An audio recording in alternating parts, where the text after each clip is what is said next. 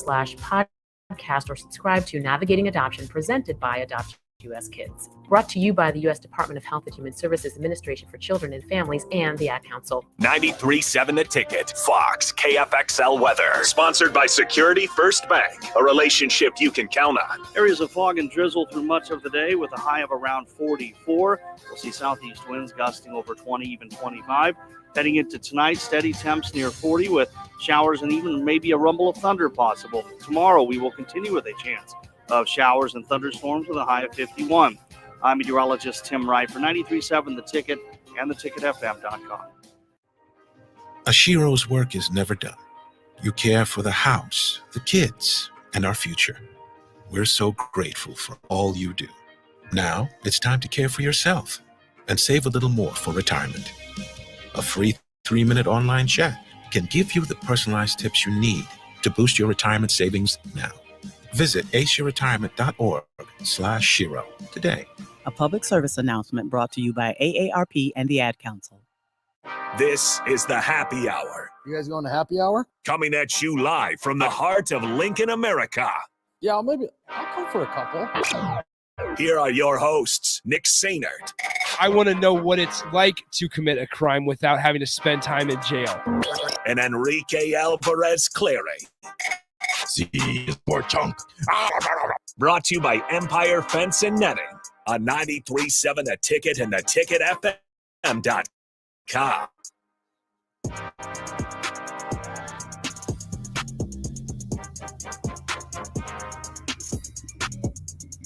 Welcome in. Happy Monday. Hope the weekend was good. It's the Happy Hour, 93.7 The Ticket, theticketfm.com. Nick Sainert, no Rico today, so Nathan Brennan joining me. What's up, Nate? What up? What up? It's a great day to be a Husker. It's a great day to be a Hokie. Things are going well. Yeah, well, it's a great day to be a Husker, I suppose. Let's just keep it. It is, because I have decided officially that I'm claiming that game against Purdue is a win for Nebraska. Okay. I think that the Big Ten should be sued. I think that someone needs to be held accountable because that was egregious. And I don't know if you saw now, too, I will go ahead and rightfully say the F word belongs to Purdue. They are a fraudulent program. I'm throwing it out there. I'm not going You see they're there now yet. number one in the country? Yeah, I did. That is not a number one team in the country. Well, now here's the That thing, is Nate. not a number one team in the country. I think there's a little credit where credit's due. You got to give it where it's due. They're a good team. They are a good team. They're a good team. They have a double-digit win against Gonzaga on a neutral site. They have a double-digit win against Duke. They have a win against Marquette, a road win against West Virginia. They beat Florida State on the road, which Florida State tested them. They're not very good, but they're better than what we thought when Nebraska played them. Purdue or Florida State is. Now here's the deal. All I'm saying, they've beaten everybody on their schedule. They're a good team. They have beaten everybody on their schedule. I'm not saying they're not a good team. They are fraudulent because that is not a number one team in the country. Well, I mean, you have to kind of you put them at number one because they're undefeated right now. Like, I'd put UVA at number one, to be honest. Okay, that's understandable. And it pains me to say that. Yeah, but I think Virginia's the best team in the country. Here's the thing. I think also there needs to be a little credit given to Nebraska because agreed, they played well. They did. They played well, and they may have now they missed a lot of opportunities. They should have hit free throws. They had four chances to take a lead at the end of or near the end of overtime. Like, they had shots, they had chances. They but did. I think they also had a tough out with the ref. I think that yes, they had chances, but you also have to look at the reality of the situation. Is that Nebraska is not as good of a team as Purdue. Simply put, they're not as good of a team. Exactly. And for you to end a game like that against a team like Purdue, it's just bad. Yeah. All the way around. It's just bad. 402-464-5685 Honda of Lincoln Hotline starter Heyman text line. Hate it. Over the weekend I shaved my beard. I know, I see that. I'm not going to leave I don't want to make a big deal out of it. I don't. I do it twice a year just to have it grow back. I mean, I'll take 3 days or whatever and I'll grow it back, but you don't like it? So I feel like I actually join the club. Actually look 21. The double chin comes out way more. It's way more noticeable when you have no beard. So I need to grab. Come on, join the club. Why not? No, we can be the no shave brothers around the station. The stubble is already back, so we're okay. Once again, 402-464-5685 Honda of Lincoln Hotline, starter Heyman text line. We're gonna open things up. We have Steve Marik of Inside Nebraska joining us here in about 15 minutes. But let's go ahead and open it up right to the Honda of Lincoln Hotline. I do want to continue off the conversation a little bit, Nate, of that we had during the spillover, the crossover during the water cooler. But let's go to Dave on the Honda of Lincoln Hot Live. Dave, what's up, man? How's it going? Hey, you made a great point about the wide receivers of getting Trey Palmer. Mm-hmm. You know, you had 25 wide receivers on your roster, and you've got to go out and get Palmer and Washington. That doesn't say much for your development. And look at another thing here. You had 150 guys in your roster last year, and only about 47 or 48 ever saw the field. You know, that's just not good. Development's been bad. I mean, how many guys right now from the Riley and Frost era are playing like more than 40 or 50 snaps in the NFL? Not very many. Mm-hmm. The only one that still makes a lot of headlines still is Lamonte David of the Tampa Bay Buccaneers. Yeah. You know, but well, I want to say something about Purdue. You got to give credit to Purdue. I mean, look, a lot of times your big men like Zach Adey, they make stupid fouls. You know, when the guy's going up against him to score, he was pretty smart. And for a guy to play 43 minutes and not get in foul trouble, that's pretty good. But look, Nebraska, you got to give credit to Purdue again. I mean, when Zach Edey was double teamed, he threw the ball out to the 3-point line, and Purdue made the shots, and they were open. Now, why was Nebraska only playing another 6'10" guy, William Breidenbach, and Blaise Kida, 6'11", only 2 minutes apiece when you got a center like that coming in? They didn't do anything to stop that. But if Purdue doesn't make those shots, that's different. But, hey, Nick, the same foul was called in the Creighton and BYU game, where the guy for BYU tried to grab his arm. Now, maybe that's what the ref saw, that, Wilcher was going to do. He grabbed his arm. You can see that. Maybe that's why he called the foul. But it didn't have to come down to that. Mm-hmm. I mean, Wilcher and Griesel should have shot better than 2 for 20 from the field. Yeah. You know. Yeah. So, but give credit to Zach Edey. A lot of times your big men get in foul trouble, and he didn't do it. So, hey, guys, thanks for taking my call. Appreciate it, Dave. Thanks for calling in, man. Okay, let's touch on basketball really quickly here. I understand that Wilcher grabbed his arm. I understand that in the late stages of games that we want touch fouls to be called to a certain extent, because if you're the losing team, if your team is losing as a fan, you want to be able just to tap a guy and send him to the line so the clock stops quicker. I get that. But I feel like nowadays, and especially in recent months, and this is not just against Nebraska. I'm not trying to make this a woe is Nebraska kind of discussion. But I think referees are making a lot of calls out of anticipation. Bingo. And that's what that was. And that's the problem, because that's when you begin to cross the line into you are deciding the game. You are putting the outcome of the game into your hands. And you're playing a way bigger role in this than you should be.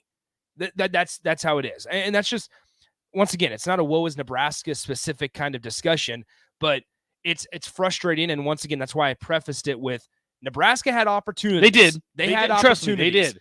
CJ Wilcher not having a single point is a big reason of you losing that game. Exactly. But you also got to realize, to your point, Nick, if Nebraska would have been given that steal, Purdue had one guy back. Mm-hmm. You had a 3-on-1, you would have scored, and Purdue might have made a shot. I don't know. Yep. Also, I want to make a counterpoint to the one thing that he said about Keita and Breidenbach not playing. I did too. Zach Edey scored the least amount of points that he's scored all game. Nebraska held him to 11 points. So would you like to see Keita and Breidenbach on the court more? Probably, but if what you're doing is working, stick with it. Well, and if he was balling out and he was scoring a ton of points, they would have put him in. You held him to 11. That's about all you could possibly ask for. Well, and here we are once again, and I think there's a lot of people that consistently watch Husker basketball that will agree with me on this, and I know you will too, Nate. Derek Walker may be one of the most underrated players in the entire country. I'd agree with that. Underappreciated, maybe not underrated, but underappreciated players. I'd agree with that. This guy is 6'10", on a good day. And on a good day. On a good day. Think about how much his game has grown in his time at Nebraska. Number one, I mean, this season we're seeing Derek Walker finish at the rim better than we've seen a big be able to finish at the rim in a very long time. Yeah. And handle the ball, handle the rock. And think about the three guys that he was tasked with facing this week. Ryan Kalkbrenner, and he shut him down. I mean, there were memes of basically Derek Walker holding Ryan Kalkbrenner like a baby. And those are That's what it accurate. looked like. Those are accurate. Ryan Kalkbrenner was shut down on last Sunday against, or 2 Sundays ago now, against Nebraska and against specifically Derek Walker. Then 3 days later, he's tasked with Trace Jackson Davis. And then 3 days after that, it's Zach Edey. I mean, those are three. I mean, but once again, that is what you're going to face. That's in the Big Ten. in the gauntlet of the Big Ten schedule. Right. Hunter Dickinson's not going to worry about who you just faced 3 days prior to him. He doesn't care. But also, neither does Derek Walker. And here he is. I would also add that Blaise Keita, I understand he might not shine in the scoring column, but we've also seen Blaise Keita grow quite a bit in this season. Through the 6 games that we didn't have Derek Walker, he was able to step up and at least provide a little bit of help down low, both offensively and defensively. Like there's a reason Blaise Keita was the number 1 JUCO big man coming out of junior college in the portal rankings last season. And Nebraska, frankly, was kind of lucky to hold on to him as bad as their season was last year. There was a push from a lot of teams for Blaise Keita. But here he is. He played some big minutes, but I'm not sure we can blame Derek Walker for Zach Edey on Saturday, because Zach Edey also was held in check. I don't even think we're saying blame Zach Edey. I think, and that's where I appreciate the call from Dave, but I really don't agree at all, because Zach Edey, I want to reiterate, that was the least amount of points that he scored in a game all season was that game. And were the rotations successful every time? No, you left open some 3-point shots that went in for Purdue, and I think that was a big part of them able to grow that lead. They were up by 14 at one point. I'm not sure what that was. A big part of that was they were kicking it out and hitting their open threes. But in the grand scheme of things, me and Strick talked about this, and we'll talk about it on the block. If Purdue's hitting their shots and they're hitting their 3-point shots, go out that way. It's fine. You know what? You beat us. Don't go out by Zach Edey. And I can truthfully say that I think Nebraska did not let Zach Edey beat them. That's why you're okay with the loss. I would also add Sam Griesel. If you want to talk about 2 culture changers within a program, it's Derek Walker and Sam Griesel. Absolutely. Culture changers. Absolutely. Not just game changers, but long-term, how you want to run a program over the next couple years. Sam Griesel and Derek Walker. Sam Griesel didn't light up the scoring column on Saturday. He was also coming off 2.5 days prior to that. He was in really bad shape. And here we are in the second half, and that man is diving on the floor. I was about to say. He's sacrificing his body, and I will tell you this. He's also not 100%. He was not 100% on Saturday. No. And so when you talk about, that's a guy that the young guys like Blaise Keita, like Denham Dawson, Jamarcus Lawrence, Ramel Lloyd Jr., who's redshirting, those when they see a guy like that, they understand what although it might not be win a national title, what the expectation is, or is going to be, or what it is now for Nebraska men's basketball under Fred Hoiberg, under Ernie Ziegler, and Adam Howard with Nate Lenzer. Especially against a team like who Purdue. It is. Against a team like Purdue. You are never going to be more talented than a team like Purdue. I'm sorry, but that's the reality of it. You can work harder than Purdue. Exactly. You can play harder than Purdue. You can be more physical than Purdue. And I think that's what Nebraska did. And truthfully, I'll tell you, Nick, it makes me excited for the rest of the season. Well, no. So here's what I'll say. Excited. The Indiana game, I want to take with a kind of a grain of salt. Absolutely. Because you're on the road at Assembly Hall. You're coming off of a big emotional win, which can be difficult. And I'm not trying trying to have one of your best players on the floor. I'm not trying to make excuses or cut them slack. Be like, you know what? It's okay. They just beat number 7 Kansas, so they can take a step back. I'm not trying to say that. That's not what I'm getting to at all. So please don't twist my words.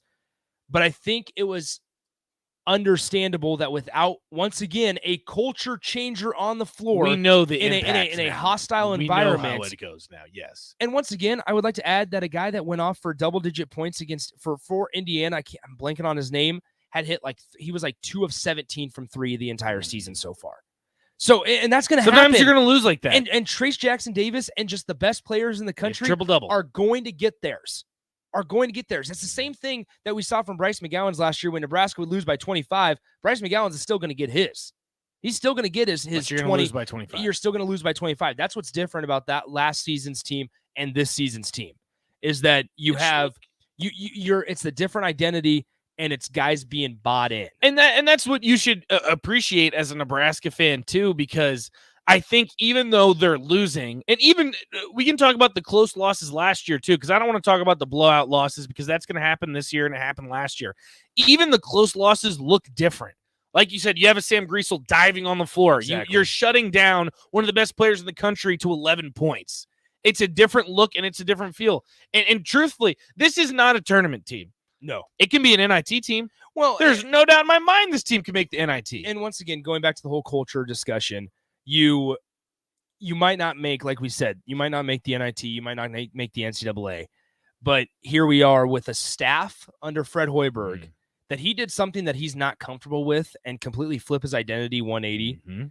That speaks a lot about what Fred Hoiberg wants to do here at Nebraska and actually that he actually cares, which we can appreciate right out of a head coach in one of the bigger sports. And you sit here and you just like now you're at that point with Nebraska over the last 3 games. We've seen them come out with this tenacious just to suffocating type of defense. They're not a pushover. That's who they are now. They're not a pushover. Because I remember I was driving back home from the Creighton game in Omaha last Sunday, and I was thinking to myself just while I was driving on the interstate, like, okay, now we saw it today, and that's great, but if we know anything about Nebraska, it's that they'll play hard one game and then they'll have a major letdown. They might lose, 5, 6, 7 straight, and then the season's off the rails and you never know what you're going to get. But here we are, 3 straight games, and if you want to put stock in that Indiana game, whatever. But so you could go 2 out of the last 3. That was a wake up call. Yeah, Big yeah. Ten. That fine. was a wake up call. You can have the 2 of the last 3. That now here they are. This is how they are going to play. They're not a pushover. Like this is no. It's not a fluke that their identity is now defense first, and we're going to win the ball game 52-48. We're going to win the ball. We're going to play physical. But now on the flip side of that coin, as we wrap up this segment, on the flip side of that coin, that's where free throws become crucial. That's where finishing at the rim becomes more important. That's when not turning over the ball is dire. Also, just open shots. Yeah, exactly. How many open shots? Like, Exactly. if you're going to win the Big Ten against a team like Purdue, you got to hit open shots. Yeah. You got to hit open shots. And so I think there's, once again, it's fun to cheer for this team. Absolutely. It's enjoyable to be a Husker fan. I get they're 6-5. I understand that. But it's easy to cheer for this team when it fits kind of the Nebraska, like, listen, Nebraska, you're not going to be the most talented team on the floor night in and night out. Penn State just went on the road at Illinois and beat them by double digits at Illinois. And now I'm blanking on the name of the Illinois coach. Illinois coach is calling out his entire program, his entire team for not having leadership. Like, this is what the Big Ten is. You're not going to be the most talented team. But if you're able to force guys into tough shots, you're able to force turnovers, you're able to have that extra effort like we've seen from Sam Griesel, like we've seen from Emmanuel Bandamel, like we've seen from Juwan Gary. The efficiency from Gary has been off the charts this year. Once again, you might be able to steal some and be that team that at the end of the year when Creighton's looking at a bubble or looking at making the NCAA tournament, at the selection show, that loss against Nebraska really hurts them. That loss against Purdue only beat Nebraska by 3 points. That might knock them from being a 1 seed to a 2 seed. Like, it's those kind of discussions that Nebraska has a part of, and there's definitely some excitement, I think, swirling around this Nebraska program because we don't expect any staff changes coming up. I mean, unless things completely go off the rails. That would be nice. Not make that a talking point. Yeah, when you talk about continuity and consistency within the basketball program, you finally have Ramel Lloyd Jr., who you redshirted. You decided to redshirt. You have Denham Dostum, who's getting playing time. You have Jamarcus Lawrence, who's getting playing time. Wilhelm Breidenbach is healthy this year. A lot of people are going off about Wilhelm. I would just say sit tight because that man was not healthy at all last year, didn't play, and it's basically his first full season. And he's hit some big shots against Creighton, against Purdue. And now we're seeing the K-Say not only offensively come alive, but also defensively. So I would just say kind of sit tight and just keep showing out for Husker Hoops. Let's take a break. We got Steve Marik, a good friend of mine, and the show coming up next of Inside Nebraska, talk Husker football and basketball. We'll do that coming up next. Follow Nick and Enrique on Twitter at Nick_Sainer and OAC. Or happy hour is next. 9 weeks at M down. Are you looking for a solid, stable career in assembly, CNC machining, or injection molding? We got you covered. Hi, Bob Williams, HR Director for Garner Industries, a world-class manufacturer with a 70-year history right here in Lincoln. And I just listed some great career opportunities that you can find by logging into GarnerIndustries.com. If you want top pay, excellent benefits, flexible work hours, and the opportunity to work in a clean, modern, air-conditioned facility with great people, contact me today by applying online at GarnerIndustries.com. Rashawn Jackson here for Bauer Underground, who has been serving local contractors and utility contractors all across the state since 1997. When you see the black and white trucks, you know the baddest dudes in the business have arrived. Bauer is currently looking for equipment operators, laborers, diesel mechanics, and aerial linemen. Join the brotherhood built on hard work, authentic people, and pedigree of success. Bauer, a family-friendly company who reminds you, go Big Red! People always ask, what are Jake and Sip like when they're off the air? Well, the answer probably won't surprise you. Hey, Jake, your Honda's looking a little dirty. Says the guy whose license plate is barely visible. I mean, do you even care about that thing anymore? It gets a little uncomfortable. Now, that's when I jump in. Hey, whoa. Mark, did you get a new car? Nope, just took my car down to Nebraska Auto Detail. Joe and the staff made the outside and the inside look amazing. Maybe you guys need to go. Okay, wise guy. Settle down, Jake. Book your appointment today at NebraskaAutoDetail.com. 2022 flew by fast. And while you celebrate the upcoming holidays, Mullen Motors is looking ahead to 2023 and trying to open up space on their lot. Stop by Mullen Motors for their year-end sale and select from some of the best options of used vehicles in Lincoln at the best prices of the year. Don't end the year in your aging vehicle. Search Mullen Motors lot today for their year-end sale, just north of 48th and Lake. No taglines, just quality vehicles. Mullen Motors. Are you looking for some holiday fun right in the heart of downtown Lincoln? Bring your friends and family to Lincoln's largest drive-through Christmas lights. It features countless high-quality lights in vibrant colors, holiday props, and favorite characters of the season, all synchronized to music to enjoy in your car. Start a new holiday tradition this year and experience the magic of Nebraska Christmas Light Show at Haymarket Park from November 26th to January 3rd, 5 p.m. to midnight. Purchase tickets today at NebraskaChristmasLightShow.com. You're listening to the Happy Hour with Nick Sainert and Enrique Alvarez Clary on 93.7 The Ticket and theticketfm.com. All right, welcome back into the Happy Hour, 93.7 The Ticket, theticketfm.com. Nick, hanging out with you. Nate stepped out. No Rico today. Hope Rico is getting all healthy and good. He might be back tomorrow. We'll see what happens. We get this text on the text line, 402-464-5685. Scaper says this. This team could have had wins against number 7 and number 4. How are they not a tournament team, Nate? This year has only begun. They're only going to get better. We'll go ahead and bring in our good friend, Steve Marik of Inside Nebraska right now, and we'll ask him a similar question. Steve, what were your kind of just thoughts after Nebraska's, heartbreaking loss against Purdue? But then also, this is the team that we can kind of expect now going forward, right? Yeah, I think so. And one reason for that is because defense travels. Grittiness travels, toughness travels, I think. And this team showed that, showed what they're really about on Saturday against Purdue, in my opinion. After the game, I wrote my game recap that no matter who comes into the Pinnacle Bank Arena, if it's going to be a big game, Husker fans will show up. They'll make the environment just like it was against Purdue. And in my opinion, I think the Huskers can beat any team in America inside Pinnacle Bank Arena. I don't think that's too crazy to say right now. I just think that Nebraska at home in that building with the fan base charged up like it is all the time, I think Nebraska is really a really difficult out inside PVA. And whether it's a really bad team or a really good team like Purdue, I think Nebraska has a chance no matter who it is inside Pinnacle Bank Arena. We're talking to Steve Marik of Inside Nebraska here on the Happy Hour. And last segment, Steve, I called Sam Griesel and Derek Walker culture changers, because when you look at those guys, and Sam Griesel coming off of being pretty sick, as is what we've heard, against Indiana, he was not in the best of shape, but here he is diving on the floor, going for loose balls, and guys like Denham Dawson and Jamarcus Lawrence and Ramel Lloyd, like those guys are seeing that. I mean, am I out of line by saying that Sam Griesel and Derek Walker could be considered like culture changers for even when they're not here next year? That could be what we see from Nebraska basketball going forward.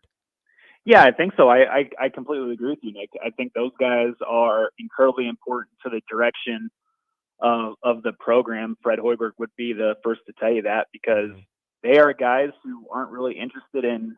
Of course, all basketball players want to light up the scoreboard and fill up the stat sheet and all that, but those guys could care less about that.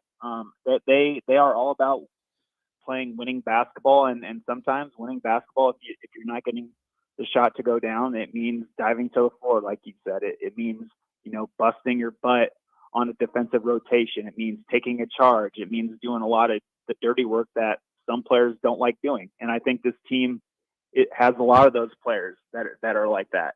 And that's exactly what this team needed. That's exactly what Fred Hoiberg needed in his fourth year here, needing to show improvement. And I think the program is showing improvement. Even though they lost against Indiana, they still showed some good things in the second half. They showed some fight, and that was without Sam Griesel, one of their leaders. And they did the exact same thing against Purdue. Giving the number 4 team in the nation, which is number 1 right now, which is kind of wild. We can talk about that.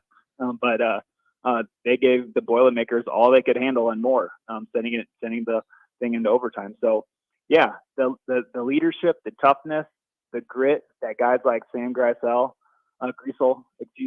Derek Walker, especially Emmanuel Bandmel too, who has had some big moments. Juwan Gary is another kind of tough-minded senior who is okay doing the little things that don't always make the Sports Center highlight. This team is filled with them. So, I mean, yeah, I definitely think that they're culture changers. All right, Steve, let's go ahead and transition over to football, because Nebraska and Matt Rule have kind of been putting in the work. They've had a couple big recruiting weekends. Let's first we'll talk about the commits. Nebraska's received 2 commitments, or public commitments, today so far, from Quentin Ives, a 6'3", 385 running back, and then also, this name's going to be fun to say going forward, Sincere Saifullah. I mean, how far off am I on that one? Well, I actually don't know, but I'll give you my attempt at it right now. Okay. So I'll go with Sincere Saifullah. Saifullah. Okay, that's easier. It's tough to roll off the tongue, but I mean, these guys are not going to light up, recruiting sites necessarily, but I mean, that's kind of Matt Rule's plan, right? That's exactly what Matt Rule said he was going to do in an introductory press conference, and all of us were kind of looking at each other saying, like, okay, is he just going to say this and then like go after like 5- and 4-star recruits? No, he is actually trying to do exactly what he did at Temple and at Baylor, which is take these unheralded recruits, these guys who aren't getting a lot of recruiting attention, but maybe they're really, really fast, or maybe they have like that extreme length that you look for. And they're banking on them, getting them on campus and then developing them and teaching them how to be a football player. And so that is clearly, I think, what Matt Rule and his staff is showing right now, especially when you look at Bryce Turner. I mean, legit track speed, really, really legit track speed. 10.25 seconds in the 100-meter dash in Texas, won a state championship with that. 21.04 seconds in the 200-meter dash in Texas, won a state championship with that. Did he have a lot of offers? Absolutely not. He had a couple FCS offers to his name before Nebraska came knocking, and he'll apparently try to run track here at Nebraska too. Bryce Turner will, but I mean, it's fairly obvious why Nebraska wants Bryce Turner in the program. It's because he has game-changing and elite speed. Same thing with Quentin Ives. Although he's not as fast as Bryce Turner is, he's still really, really fast. And, he's a long athlete at 6'3", 180 pounds. he just kind of reminds me of maybe like a in-betweener receiver running back combo. I think they'll start him. They list him as an athlete right now, but inside Nebraska, I think we have him that the staff likes him as a running back first. But Quentin Ives is another one who, again, going under the recruiting radar a little bit, but I think the staff really, really likes what he brings because he's just a really good athlete and he's really, really fast too. And then when you look at Sincere, the corner, he's a legit 6'1". He's pretty thin right now. But when you look at the defensive backs that kind of give receivers trouble, it's the ones with really extreme length. And Sincere is 6'1", 6'2". So, I mean, take a look at his arms on social media. There's pictures going around of him. That guy has some extreme length on his arms that, just works really well in pass coverage and when you're trying to jam receivers at the line of scrimmage. So, I mean, we're seeing Matt Rule's recruiting strategy play out right in front of us, especially with the first three commits. I think Steve Marik of Inside Nebraska joining us, the rival site for the Huskers. I think when people maybe the basic or the simple college football fan, I think Husker fans might be scarred a little bit when they hear the term or the phrase that this coaching staff wants speed, because that's what we've heard prior in previous years, and it resulted in a not very physical football team, and that's what you kind of need for being competitive in the Big Ten. What would you say to somebody that has that concern, that when they see Nebraska recruiting speed, that doesn't mean that they're not going to be physical? Yeah, and I go back to the coaching staff because the strength and conditioning program and the coaches who will be taking these kids in and developing them, it might go better than the previous coaching staffs that have been running Nebraska football, in my opinion.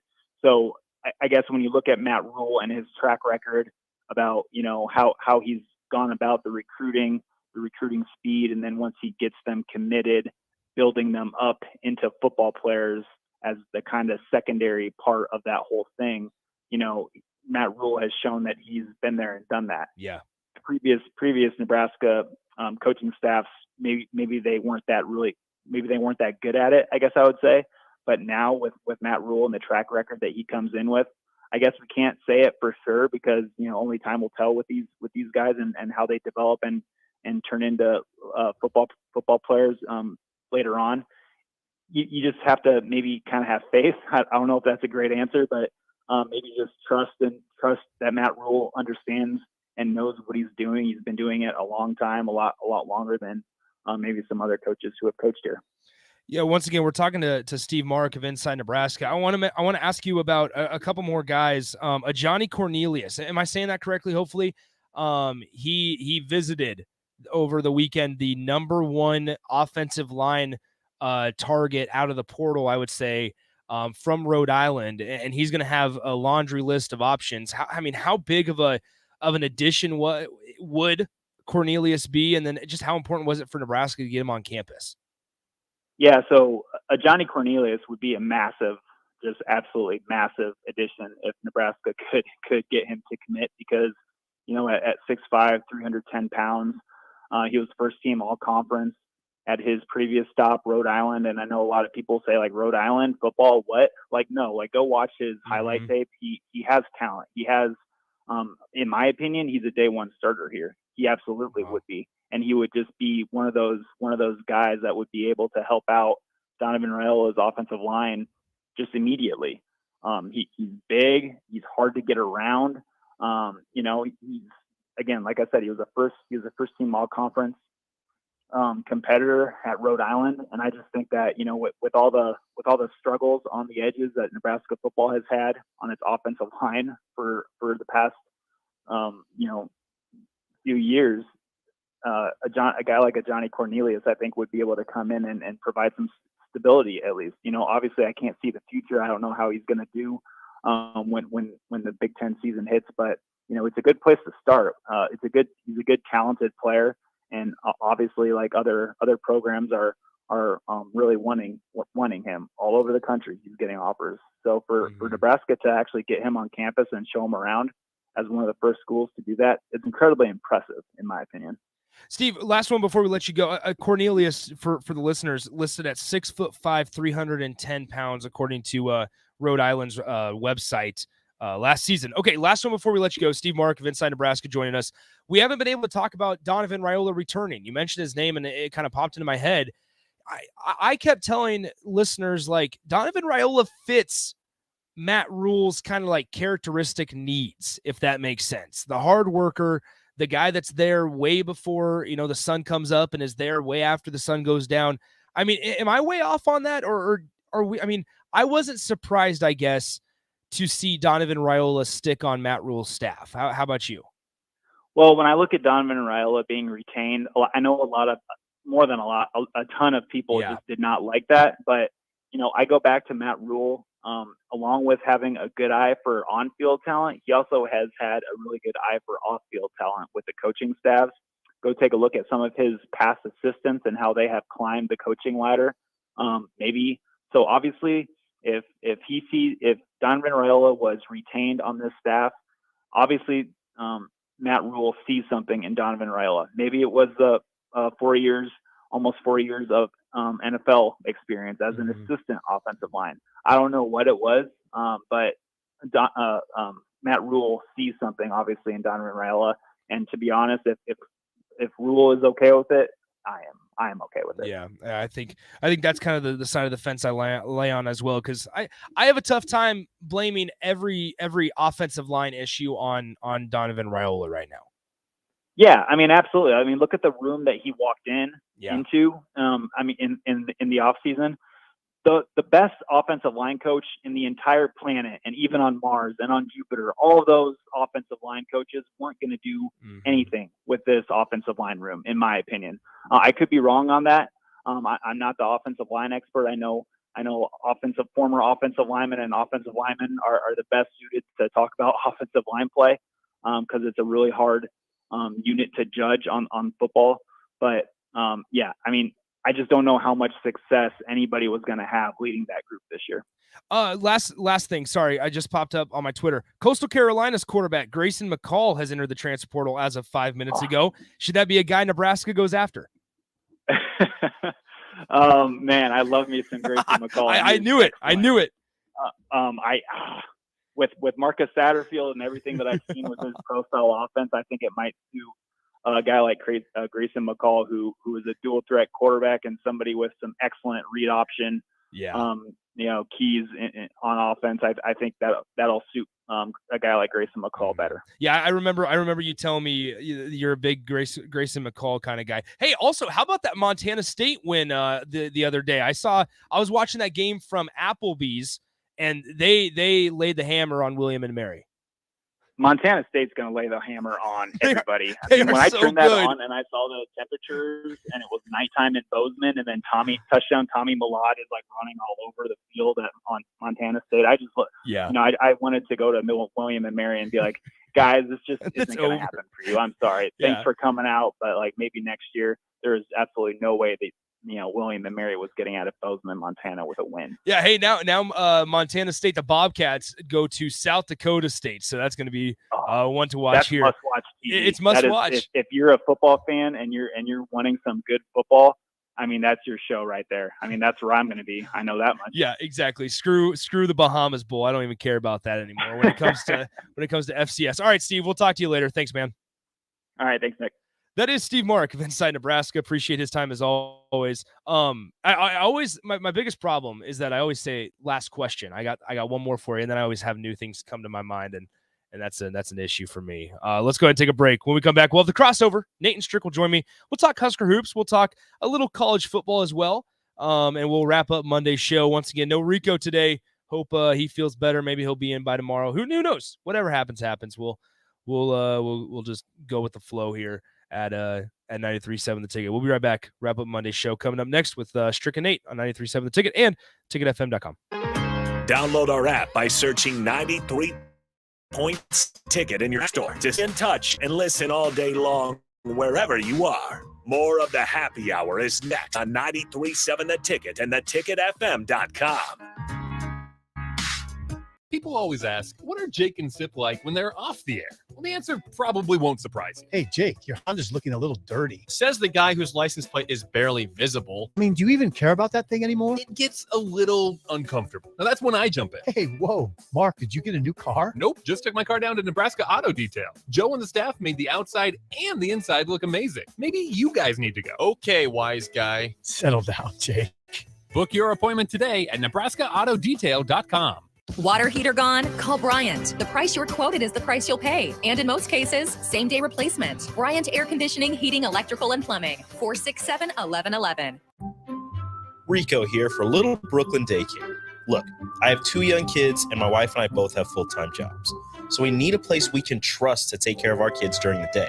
That place is Little Brooklyn Daycare. And now they're enrolling for kids from 2 years old to school age. Experienced today, 402-742-63 to schedule a tour to see if it's the right fit for you and your kids. Little Brooklyn Daycare, located in Fallbrook in Northwest Lincoln. Wall-to-Wall Wine and Spirits is now open in Lincoln. Shop our expansive collection of wine, beers, spirits, and cigars at 5040 North 27th Street. From top-shelf liquor to crowd-favorite beer, Wall-to-Wall Wine and Spirits has a beverage for every taste and every budget. Plus, join our loyalty program to earn rewards and save on future purchases. Shop Wall-to-Wall Wine and Spirits at 5040 North 27th Street in Lincoln. That's 5040 North 27th Street. You know, the year has been a great year for Aspen Builders. We have had many repeat customers, and we worked with a lot of new people building their dream home. Bob Benish of Aspen Builders, and they've built neighborhoods in and around Lincoln for over 25 years. It's amazing when you go through the building process. Okay, what do I need in this home? I need the 4 bedrooms. I need the walkout basement, or I need the big yard. It's fun to find that perfect lot, design the home, get everything that we need, and then we add those want things. We add the gourmet kitchen. We add the big walk-in pantry. What we try to do is balance a budget with things that you really need in the home. Get items included in this home that you won't find just in any home anymore. So in the end, you've got the perfect place. Make your dream home a reality and call Aspen Builders at 423-6811. Online at aspenbuildersinc.com. Your home is waiting at Aspen Builders. People first is more than a nice sentiment. At American Senior Benefits, it's the mission. If you're ready for a career where you can truly put your customers' needs ahead of everything else, this is for you. American Senior Benefits is one of the leading senior market insurance product distributors in the country, and they're looking for high-energy applicants with strong communication skills. Enjoy on-the-job training, a fun work environment, and unlimited income potential. Visit asbmidwest.com to learn more. American Senior Benefits. Acres, your John Deere dealer, is offering year blowout savings on in-stock 2022 compact tractors and mowers. Make quick work of chores around your acreage and save over $4,000 on select John Deere compact tractors equipped with a loader and rear blade. Or save up to $1,000 on select 2022 John Deere Z-Trax and lawn tractors. Visit your local Acres store or acres.com to get these great discounts. Acres, solutions for every field. Discounts available on in-stock units while supplies last. Hi, I'm Charlie Stone, and I'm back with Andy Goodyear, General Manager of Honda of Lincoln. Andy, you said to me earlier you have a lot going on at the dealership. Can you tell our listeners about it? Sure can, Charlie. As I've said before, if you don't see a vehicle on our lot that you're looking for, it's probably on its way soon. So, how many new Hondas do you have in stock or on the way? We have a total of over 325, Charlie, with a great selection of Pilots and Ridgelines in stock right now. Well, we have been talking about the Honda of Lincoln way of buying cars for several months. How is that going? People love it. We're buying all makes and models, whether they purchase the car from us or not. I mean, really, it's a no hassle, and we will pay them cash on the same day. Come experience the Honda of Lincoln way of doing business. 27th and Yankee Hill Road, or online at hondaoflincoln.com. 93.7 The Ticket, Fox, KFXL weather. Sponsored by John Henry's Plumbing, Heating, and Air Conditioning. Areas of fog and drizzle through much of the day with a high of around 44. We'll see southeast winds gusting over 20, even 25. Heading into tonight, steady temps near 40 with showers and even maybe a rumble of thunder possible. Tomorrow, we will continue with a chance of showers and thunderstorms with a high of 51. I'm meteorologist Tim Wright for 93.7 The Ticket and theticketfm.com. Wall-to-Wall Wine and Spirits is now open in Lincoln. Shop our expansive collection of wine, beer, spirits, and cigars at 5040 North 27th Street. From top shelf liquor to crowd favorite beer, Wall-to-Wall Wine and Spirits has a beverage for every taste and every budget. Plus, join our loyalty program to earn rewards and save on future purchases. Shop Wall-to-Wall Wine and Spirits at 5040 North 27th Street in Lincoln. That's 5040 North 27th Street. This is Lincoln's home for sports talk on the FM dial. Also online at theticketfm.com. On the internet, KNTK FM Firth, 93.7 The Ticket. You're listening to the Happy Hour with Nick Sainert and Enrique Alvarez Clary. Presented by Empire Fence and Netting on 93.7 The Ticket at theticketfm.com.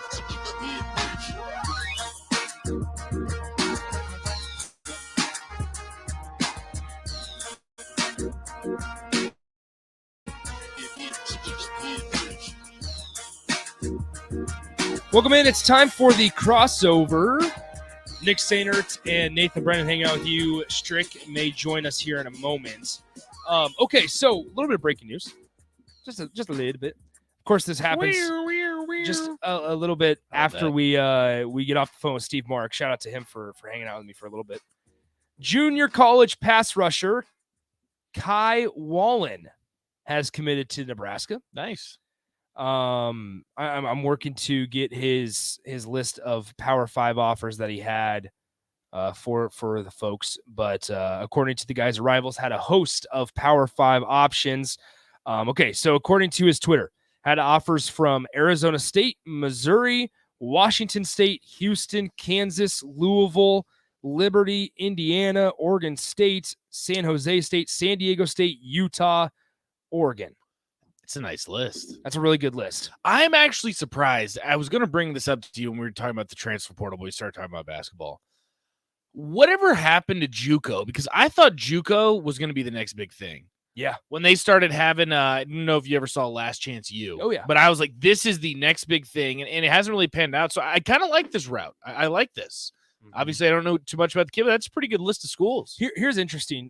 Jory says this on the text line. Time will tell, but the way you recruit at Baylor shouldn't necessarily be the exact formula at Nebraska. Nebraska didn't build a $160 million facility to recruit projects with upside. It was meant to attract the best of the best. Not a fan of this recruiting style for $7 million a year, $9 million a year, plus Nebraska's NIL potential. You're also the only thing I'll say about that, and then I'll let you chime in, is that this is also during a rebuild. Is this the long-term solution for Nebraska? We have no idea. But let's look at the state of the program. You have the longest streak without making a bowl game. Mm-hmm. This is a complete and total rebuild, and you have to start somewhere. So I understand the frustration, but I mean, where else do you go? Well, I think when you also look at the body of work that Matt Rule has done, I understand that it's at places that are unlike Nebraska, but it has had proven success by year 3. He's had success at doing what he does best, right? And right now, he's confident in that his ability to go and evaluate and find the best diamonds in the rough or the undervalued talent in the country, whether it be in the high school ranks or JUCO ranks, and then turn them into competent football players. I also think that when we say $160 million facility, yes, it's meant to attract the best of the best, but it's also to have the best resources for the guys that are under recruited and came here, whether it was on a preferred walk-on opportunity or whether it was a 3-star that had a little list of offers that Nebraska was able to evaluate and bring to Lincoln. It's to put them over the top. It's to give those guys the resources also to turn those 3-stars into starters on Saturday and then into NFL players. I think yes, $160 million in the best facility in the country, attract the best of the best. But we can't forget, you're not going to get 22 5-stars that are ready to play on Saturday every year in the recruiting class. You're not going to get 10 5-stars that are ready to play on Saturdays. You're going to get a lot of 3 and lower 4-stars that you need to have the resources and you need to have the ability as a staff to develop those guys and keep them on a positive trajectory towards eventually playing on Sundays or even having the opportunity to play in the NFL. Well, I've got some numbers that's going to blow you away. I know we probably don't have time to dig into it because it's a whole segment in itself. So we'll probably talk about it. Yeah. Because it's definitely transportal related information. It's crazy. And the numbers are just staggering as to, Yeah. and it goes down to this, and I can put it in a synopsis form. Nick, the numbers of kids that are jumping in compared to the numbers of kids that are landing in a new place, in a new location that's either similar or above, those numbers are staggeringly low, right? So it's like you're jumping in there for green grass, but you're finding dry dirt. Yeah. And so that's the sad thing about it. Now, I think with Rule's success in Temple, his success in Baylor, although it was done prior to what we see now with NIL and what we see now with transfer portal, I think there could be some value add for the fact that if you're willing to hit the pavement, you do some deep evaluation, some analytical data, really sit down and watch some film, you're probably going to have to hire somebody to really kind of narrow that focus so that you have this large trove of people that you're wanting to evaluate. You're going to need somebody to have the time to watch evaluated film and meet to these break kids. these down. And really, you're going to have to do Yes. that. Yeah. So because you're going to have to give them purpose, reason why, and also story as to why they would want to come. Yeah, I think that's the difference of what we have now and what he's trying to accomplish. Well, I think an easy phrase that what you just said, Strick, it can be summed up is allow your staff to do their job. Find guys you trust and allow them to do their job. And I think that's a big key to it is you got to allow the offensive coordinator to have the offense. You got to allow the recruits, the position coaches to recruit the guys that they want, that they need, that they feel like they can do the best with. You don't want to put your hand in other people's cookie jars. Like that, just don't do it. Just don't do it. We saw what happened in Tampa Bay. Yeah, we've seen what happened with at Tampa Bay when Bridgewater, right? That's down. Who's the OC with Tom Brady? Is it no? Bowles is the defense. Bowles is defense. Isn't that Bridgewater? Is it? It's not. No. Is it Haskins? Which way? It was a quarterback, former quarterback. It's lefty. Brunell. Huh? Or isn't it Mark Brunell? No, it's not Mark Brunell. I'm looking. You know who I'm talking about? Okay, well anyway, Byron Leftwich. Byron Leftwich. That's it. Lefty. I knew I wasn't crazy. Yeah. I'm like, gosh darn it. Yes. So it goes back to what you said when Leftwich was doing what he was supposed to do. Yeah. And then they would come in there and just totally erase everything off the board when him and Brady had come up with a plan.